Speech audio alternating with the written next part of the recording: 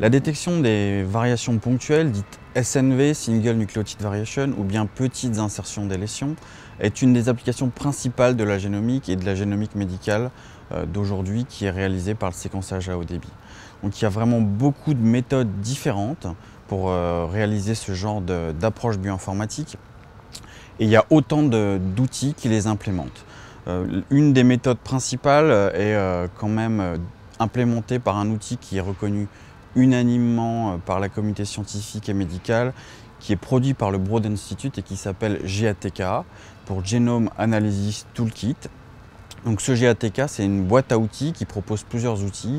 Un des outils principaux qui est proposé par cette suite logicielle, c'est l'outil Unified Genotyper, qui est donc un outil de recherche de variations. Cet outil fonctionne un peu naïvement, bêtement, mais assez efficacement en réalité. Donc cet outil, comment fonctionne-t-il? Eh bien, il va parcourir le génome position par position et pour chaque position, il va compter chaque base qui a été séquencée.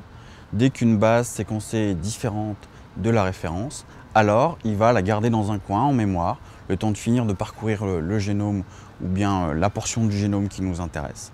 Une fois qu'il va avoir terminé de parcourir ce génome, il va reprendre toutes ces variations, il va tracer la densité de la fréquence allélique sous la forme de ce qu'on appelle une distribution. C'est un graphique plutôt simple à lire. On va pouvoir presque graphiquement, visuellement, déterminer des populations.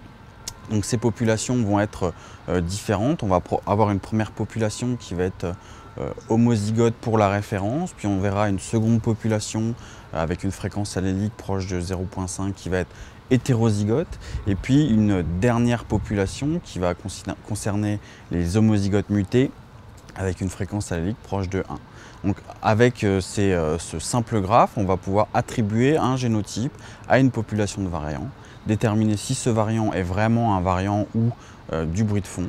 Et puis on va pouvoir à la fin rapporter tout ça dans un fichier simple, un fichier VCF qui va nous permettre de résumer toutes ces variations en un seul fichier.